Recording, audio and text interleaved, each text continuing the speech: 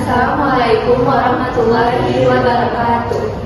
Selamat siang Ibu dan teman-teman. Kami dari kelompok 2 yang beranggotakan saya Zaskia Ramadhani dengan NIM 2310533037. Saya Dina Firanda dengan NIM 2310533045. Dan saya Fauzi Imani dengan NIM 2310532037. Izin mempresentasikan hasil diskusi kelompok kami, yaitu kelompok 2 dengan judul Sistem Pengendalian serta Perancangan dan Pengevaluasian SPM. Kontrol sistem finance. Seberapa ketat pengendalian manajemen hasil diterapkan merupakan keputusan manajemen yang sangat penting. Secara konseptual, implementasi dari kontrol sistem finance ini mengharuskan manajemen itu memahami bagaimana satu atau lebih objek pengendalian seperti pengendalian hasil, aktivitas, personal atau budaya itu berhubungan dan berinteraksi untuk mencapai satu tujuan organisasi. Yang pertama itu type result control. Type result control ini ada berpedoman pada karakter khusus, yaitu yang pertama itu dimensi hasil yang diinginkan. Pada dimensi hasil yang diinginkan ini, sistem pengendalian hasil yang diinginkan itu harus sesuai dengan tujuan organisasi yang sebenarnya. Dalam pengendalian hasil ini bisa terjadi kesalahpahaman kesesuaian, seperti bisa jadi karena manajemen itu benar-benar tidak memahami apa tujuan organisasi itu sebenarnya, dan bisa juga karena pemilihan ukuran kinerja yang tidak tepat. Yang kedua itu ada spesifitas, yaitu target dan ukuran kinerja itu harus terjelas dan terukur. Seperti misalnya perusahaan itu menargetkan 15% return on asset per tahun, keluhan pelanggan itu hanya 1%, dan biaya produksi per unit itu bisa ditekan sampai 2,29%.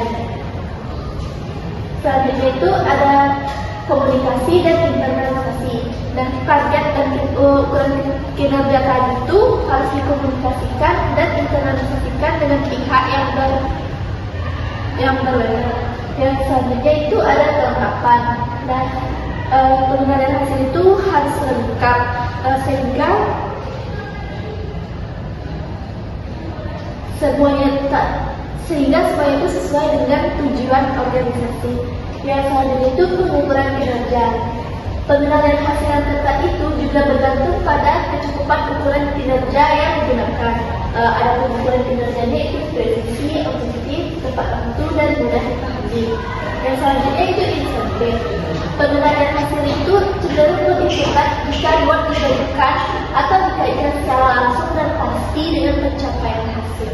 Yang selanjutnya itu time action control. Secara keseluruhan, sistem pengendalian tindakan hanya bisa dianggap ketat jika kemungkinan tinggi bahwa karyawan itu secara konsisten melakukan semua tindakan yang kritis bagi perusahaan dan tidak melakukan kegiatan yang berakibatkan kerugian. Yang pertama itu pembatasan perilaku. Pembatasan perilaku ini ada dua, itu pembatasan secara fisik. Pembatasan secara fisik ini seperti penggunaan kunci meja dan pengamanan sistem yang lebih canggih. Yang selanjutnya itu pembatasan administratif. Pembatasan administratif ini melibatkan aturan organisasi seperti pemisahan wewenang dalam pembuatan keputusan. Selanjutnya itu pembagian tugas, membagi tanggung jawab antara satu atau lebih karyawan sehingga mengurangi tindakan kemudian kecurangan. Yang selanjutnya itu tinjauan pra tindakan.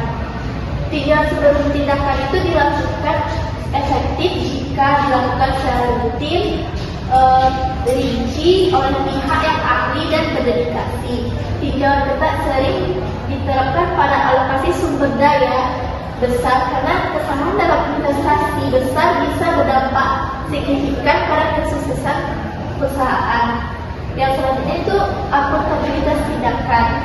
Ada itu mencakup definisi tindakan yang diinginkan atau tidak diinginkan, efektivitas sistem pelacakan tindakan, kemudian penguatan yang berupa reward atau punishment.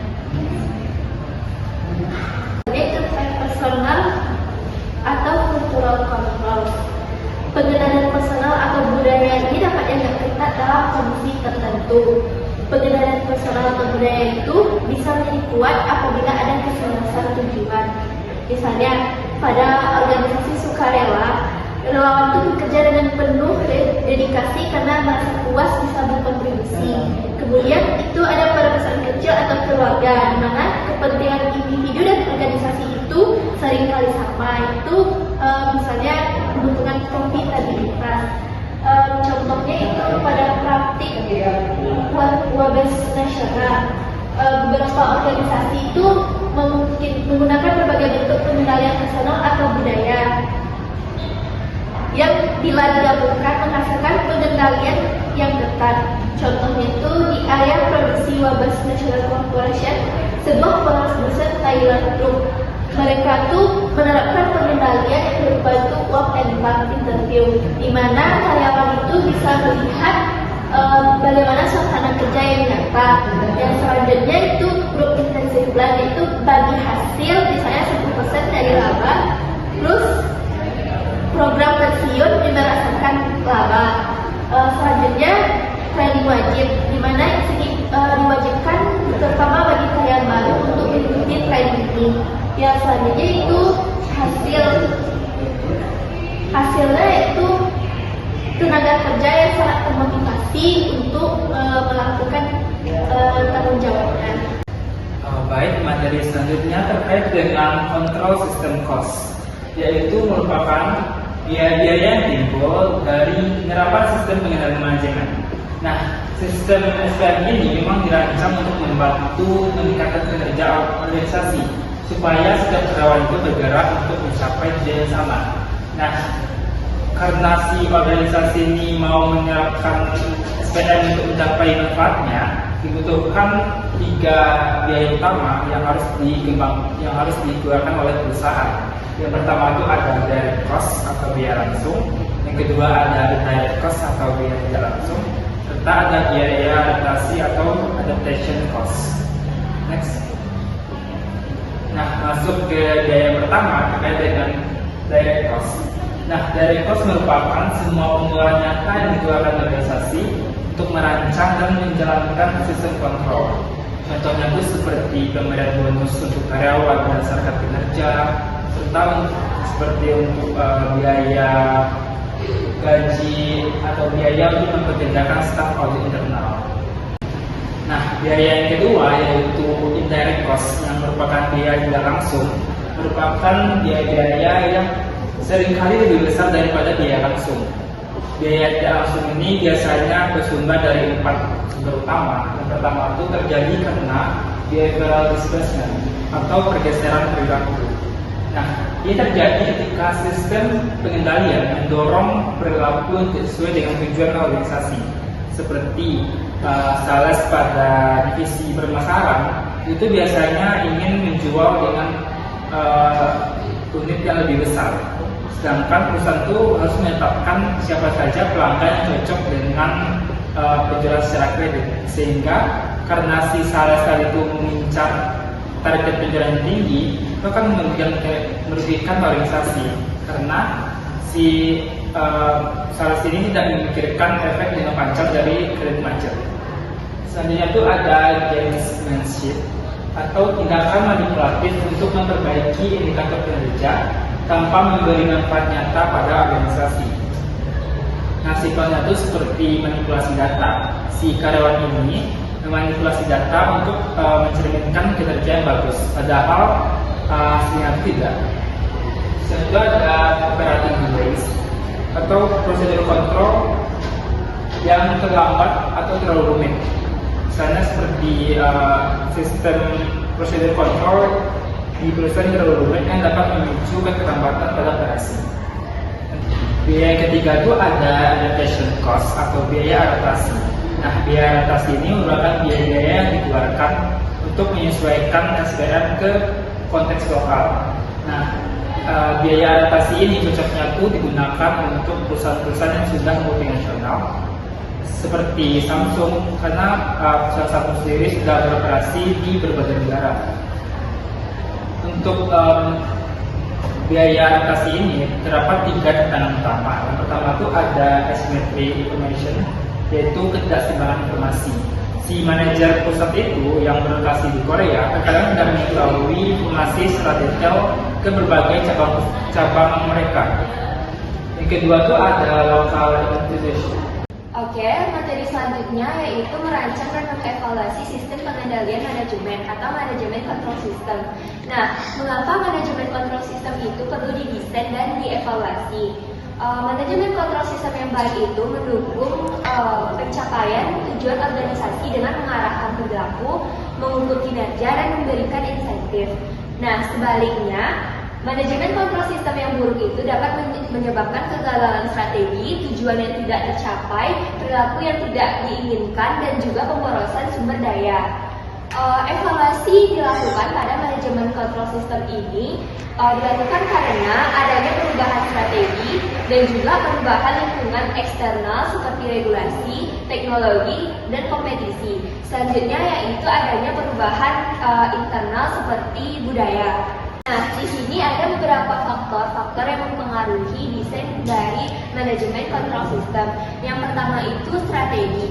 Manajemen kontrol sistem harus selaras dengan strategi. Contohnya, diferensiasi versus cost leadership. Yang kedua itu ada struktur organisasi.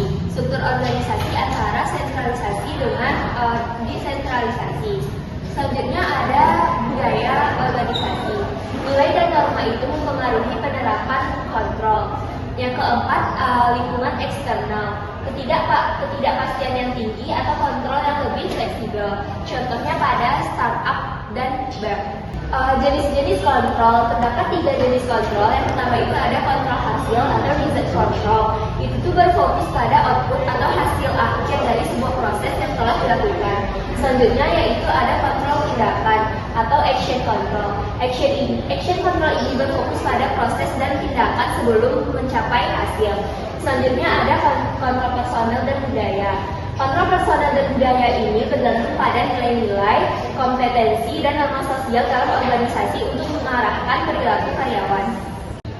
Nah, selanjutnya ada tight versus loose control. Tight control atau kontrol ketat itu disesuaikan dengan aturan dan prosedurnya itu yang detail dan pengawasannya itu langsung dan secara terus-menerus, serta toleransinya itu rendah apabila terjadi suatu kesalahan.